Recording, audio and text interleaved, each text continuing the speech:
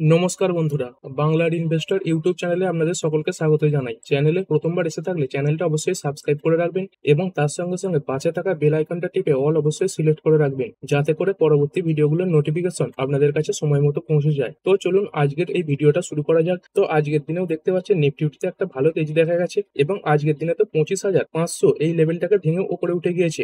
আজকের যদি হাই দেখেন, দেখতে পাচ্ছেন আজকের হাই কত, 25,625। তো এটাই বলেছিলাম যে এফআইআই দের তরফ থেকে মোটামুটি বাইংও আসছে এবং তার সঙ্গে সঙ্গে অপশন এবং ফিউচার মার্কেটেও এই এফআইআই দের তরফ থেকে কিন্তু বাইং এসেছিল। তো সেই কারণেই এই মার্কেট ওপর দিকে যাওয়ার একটা সম্ভাবনা তৈরি হচ্ছিল এবং আজকের দিনে দেখতে পাচ্ছেন সেই যে তেজি সেটা কিন্তু দেখিয়ে দিয়েছে। তো গতকালে বন্ধ হয়েছিল এই 25,323 আর আজকের ক্লোজ 25,625, মানে বলতে পারেন 300 পয়েন্টের কাছাকাছি কিন্তু জাম্প দেখিয়েছে কালকের ক্লোজিং প্রাইস থেকে। এবং এই যে তেজি সেটা দেখতে পাচ্ছেন, এটা কিন্তু একতরফা তেজি এসেছে। তবে নিফটি ফিফটি এটা ভালো পারফর্ম করলেও পোর্টফোলিওতে সেরকম হয়তো ভালো পারফরমেন্স দেখতে পাবেন না, কারণ এটা আগেও অনেকবার বলেছি যে নিফটি ফিফটির মধ্যে 50টা স্টক রয়েছে আর আপনার পোর্টফোলিওতে এই নিফটি ফিফটির 50খানা স্টক তো নেই। তো সেই কারণের জন্যই এই নিফটি ফিফটির মতো পারফরমেন্স আপনার পোর্টফোলিও দিতে পারে না। কখনো দেখবেন নিফটি ফিফটি যেরকম পারফর্ম করছে তার থেকে পোর্টফোলিও ভালো পারফর্ম করবে, আবার কখনো কখনো এই পোর্টফোলিও নিফটি ফিফটির থেকে খারাপ পারফরমেন্সও কিন্তু দেখায়। তো বর্তমানে কিন্তু সেরকমই দেখা যাচ্ছে। এবং তার সঙ্গে সঙ্গে যদি দেখেন যে স্টকগুলোতে রিটেল ইনভেস্টরদের বেশি অংশীদারিত্ব রয়েছে সেই স্টকগুলো কিন্তু এই মুহূর্তে বাড়ছে না, যেমন রেলওয়ে, ডিফেন্স, এইগুলো খবরের কারণে বাড়লেও তারপরে আবার পড়ে যাচ্ছে। তো এখন বাড়ছে কোনগুলো, যেগুলো লার্জ টাইপের স্টক সেইগুলো কিন্তু বাড়ছে, আর এই নিফটি ফিফটি এগুলোর মধ্যে লার্জ ক্যাপ স্টকই কিন্তু থাকে। তো সেই কারণেই দেখতে পাচ্ছেন এই যে নিফটি ফিফটি ইন্ডেক্স এটা ভালো পারফর্ম করছে। তারপর যদি ওভারঅল মার্কেট দেখি, তো ওভারঅল মার্কেটে দেখতে পাচ্ছেন পড়া শেয়ারের সংখ্যা রয়েছে 1280 খানা এবং বেড়েছে 1812 খানা স্টক। মানে মার্কেটে কিন্তু আজকে বাড়া শেয়ারের সংখ্যা কিছুটা বেশিই রয়েছে। তবে শুরুর দিকে এই বাড়া শেয়ারের সংখ্যা এটা কিন্তু আরো বেশি ছিল। আর যদি ইন্ডাইসেস ওয়াইজ কথা বলি, তো নিফটি ফিফটি এটা 1.03% বেড়েছে। তারপরে যদি কথা বলি নিফটি নেক্সট ফিফটি, এটা বেড়েছে 0.49%। নিফটি ব্যাংক এটা 1.10% বেড়েছে। নিফটি ফাইন্যান্সিয়াল সার্ভিসেস এটা 1.14% বাড়া। তারপরে মিড ক্যাপ সিলেক্ট এটা 0.75% বেড়েছে। তারপরে 100, 200, 500 এইগুলো সবই দেখতে পাচ্ছেন প্রায় 0.85% এর কাছাকাছি বাড়া রয়েছে। কিছুটা একটু বেশি বেড়েছে, কিছুটা একটু কম বেড়েছে। তারপরে মিড ক্যাপ 50 এটা 0.53% বাড়া। তারপরে মিড ক্যাপ 100 এটা বেড়েছে 0.46%। তারপরে স্মল ক্যাপ 100 এটা 0.24% বেড়েছে। তারপরে মিড ক্যাপ 150 এটা 0.48% বাড়া। স্মল ক্যাপ 50 এটা একদম সামান্য পজিটিভ বন্ধ হয়েছে। এবং তার সঙ্গে সঙ্গে এটাও দেখতে পাচ্ছেন ইন্ডিয়ার যে ভলিটিলিটি ইন্ডেক্স ভিক্স, এটা কিন্তু 3%-এর কাছাকাছি আজকের দিনে বেড়ে গিয়েছে।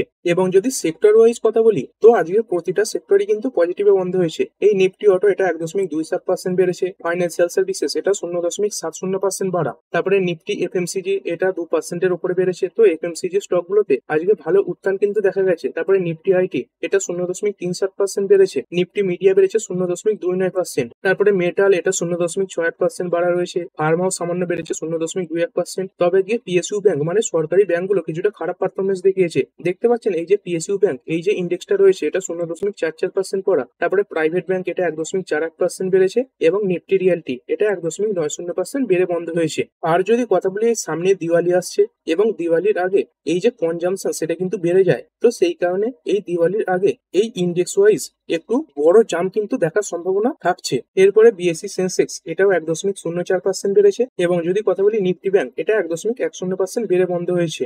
এরপর আইপিও মার্কেট নিয়ে কথা বলবো। আজকে মার্কেটে দুখানা আইপিও লিস্ট হয়েছে। তো চলুন সেগুলো কেমন লিস্ট হয়েছে একটু দেখে নিই। তো বর্তমানে মার্কেট দেখতে পাচ্ছেন পজিটিভ নোটেই চলছে। সেই কারণে এই সময় মার্কেটে যে আইপিও গুলো আসবে সেগুলো কিছুটা পজিটিভই লিস্ট হবে। তো প্রথম যে আইপিও সেটা হচ্ছে এই রুবিকন রিসার্চ আইপিও। তো দেখতে পাচ্ছেন ইস্যু প্রাইস ছিল 485 টাকা আর মার্কেটে কত লিস্ট হয়েছে, 620 টাকায় লিস্ট হয়েছে। তো সোজাসুজি 27% লিস্টিং গেইন দিয়েছে এবং লিস্ট হওয়ার পরেও যদি দেখেন কিছুটা কিন্তু বেড়েছে। দেখতে পাচ্ছেন প্রায় কিন্তু 2%-এর কাছাকাছি বেড়েছে এবং আজকে টোটাল ইস্যু প্রাইস থেকে 29% ওপরে বন্ধ হয়েছে।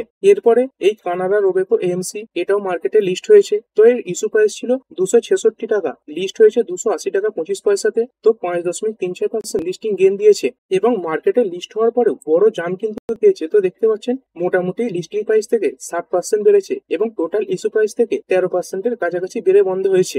এরপরে চলুন কিছু শেয়ারের ব্যাপারে জেনে নিই। তো যে শেয়ারগুলো বেড়েছে আলোচনা করব এই বিএলএস ইন্টারন্যাশনাল সার্ভিসেস লিমিটেড। এই স্টকটা আজকের দিনে দেখতে পাচ্ছেন 14% কাছাকাছি বেড়েছে এবং যদি 5 দিনের চার্ট প্যাটার্ন দেখেন তো দেখতে পাচ্ছেন একটা বড় ডাউনফল কিন্তু দেখা গিয়েছিল। তো আজকের দিনে সেখান থেকে কিছুটা রিকভারি এসেছে। আর কি কারণে পড়ে গিয়েছিল, তো এরকম খবর আসছিল মিনিস্টার অফ এক্সটার্নাল অ্যাফেয়ার্স এর পরবর্তী 2 বছরের টেন্ডারে এই কোম্পানিটা অংশগ্রহণ করতে পারবে না। তো আজকে সেই ব্যাপারে কিছু খবর এসেছে। তো দেখতে পাচ্ছেন এই BLS international shares zoom 17% on securing 3-year contract from MEA. তো এই এমইএ বা মিনিস্টার অফ এক্সটার্নাল অ্যাফেয়ার্স এদের তরফ থেকে এই কোম্পানিটা 3 বছরের একটা কন্ট্রাক্ট পেয়েছে। তো এই খবরেই 17% বেড়ে গেছে। তো অনেকেই বলবেন আগে খবর এসেছিল যে 2 বছরের জন্য কোম্পানিটাকে ব্যান করা হয়েছে, তাহলে এই কোম্পানিটা এই অর্ডার কিভাবে পেলো? দেখুন, 2 বছরের জন্য যে ব্যান করা হয়েছে, কিসে ব্যান করা হয়েছে?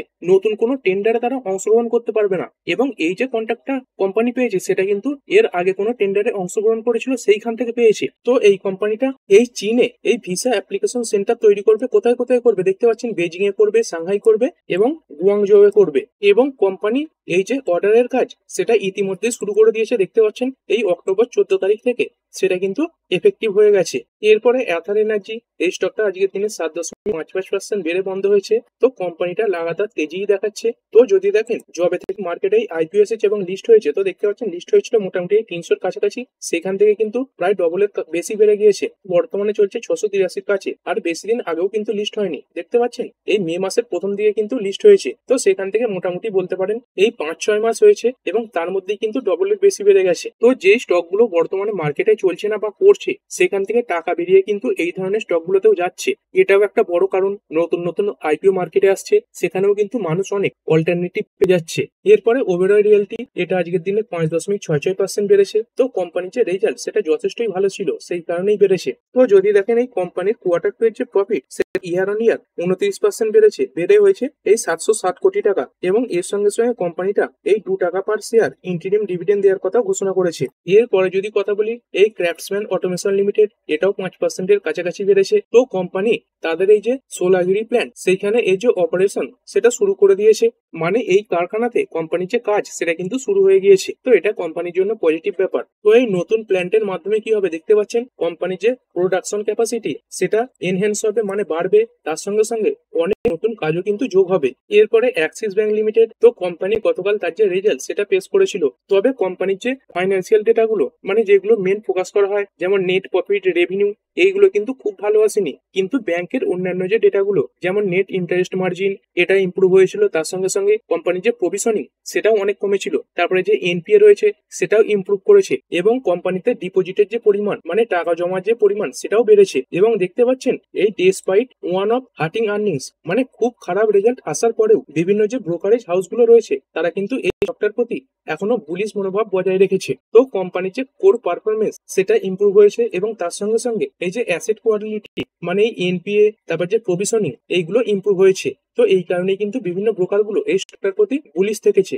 এরপরে কথা বলবো ওলা ইলেকট্রিক মোবিলিটি লিমিটেড। তো এই স্টকটাতে আজকের দিনে এই 5%-এর আপার সার্কিট লাগতে দেখা গেছে। তো যদি দেখেন এই কিছুদিন আগে প্রায় 70-80%-এর কাছাকাছি বেড়েও গিয়েছিল এবং তারপরে সেইখান থেকে যদি দেখেন প্রায় 20%-এর কাছাকাছি পড়াও ছিল এবং তারপরে কিন্তু এইখান থেকে আস্তে আস্তে রিকভারি আসছে এবং কোম্পানির জন্য একটা খবরও পজিটিভ খবর। তো দেখতে পাচ্ছেন এই কোম্পানিটা এই যে ওলা শক্তি এটা লঞ্চ করেছে। তো এটা কি জিনিস দেখতে পাচ্ছেন, first residential battery energy storage system, মানে বিভিন্ন রেসিডেন্সিয়াল এলাকাতে এই যে ব্যাটারি এনার্জি স্টোরেজ সিস্টেমের প্রয়োজন হয় সেই সেক্টরে এই যে ওলা ইলেকট্রিক এরা এন্ট্রি নিয়েছে। মানে বিভিন্ন বড় বড় যে ফ্ল্যাট হয় তার তলায় দেখবেন এই যে ব্যাটারি এনার্জি স্টোরেজ সিস্টেম সেইগুলো কিন্তু থাকে। তো সেগুলোই এই কোম্পানি তৈরি করবে। এবং এর সঙ্গে সঙ্গে এই যে ওয়ালপুল ইন্ডিয়া লিমিটেড, এটাও দেখতে পাচ্ছেন প্রায় 5% বেড়ে বন্ধ হয়েছে। আর এরপরে যদি পড়া শেয়ার গুলো দেখি তো অনেক শেয়ার আজকে পড়েওছে।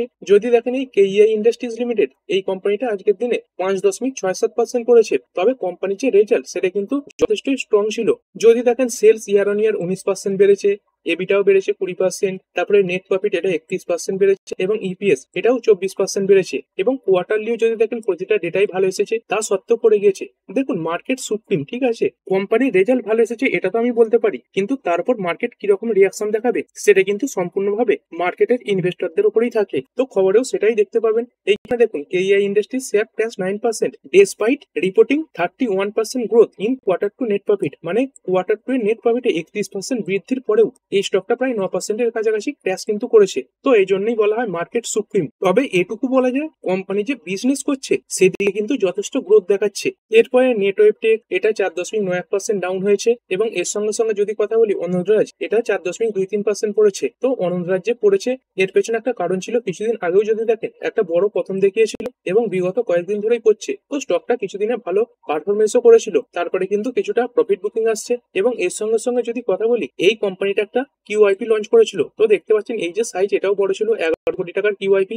এবং প্রথমে এই যে ফ্লোর প্রাইস সেটা ছিল 695 টাকা, আর কত প্রাইসে কিউআইপি হয়েছে দেখতে পাচ্ছেন 662 টাকা পার শেয়ারে এই যে কিউআইপি সেটা হয়েছে। মানে এই 662 টাকা পার শেয়ারে কিছু বড় ইনভেস্টর এই কোম্পানির শেয়ার কিনেছে। তো যদি দেখেন এখন সেই সমস্ত ইনভেস্টররা কিছুটা কিন্তু লসেও চলে এসেছেন। এরপরে ইটারনাল লিমিটেড যেটা আগে জোম্যাটো নামে লিস্ট ছিল এটা দেখতে পাচ্ছেন 3.91% করেছে এবং হঠাৎ করে কিন্তু পড়েছে। দেখতে পাচ্ছেন একটা বড় জাম দেখার পরে সেখান দিয়ে কিন্তু হঠাৎ করে পড়ে গিয়েছে। তো যদি দেখেন টপ লেভেল থেকে প্রায় কিন্তু 7.5% কাছাকাছি পড়া রয়েছে। তো কোম্পানির রেজাল্ট এসেছিল এবং তারপরেই আজকে এই পতন দেখা গেছে। তো কোম্পানি যদি সেলস দেখেন সেলস তো বেড়েছে 4,799 কোটি থেকে বের হয়েছে 13,590 কোটি। তারপরে এবিটা এটাও সামান্য বেড়েছে 226 কোটি থেকে বের হয়েছে 239 কোটি। কিন্তু যদি কোম্পানির নেট প্রফিট দেখেন দেখতে পাচ্ছেন 63% পড়ে গেছে, 176 কোটির নেট প্রফিট পড়ে হয়েছে মাত্র 25 কোটি।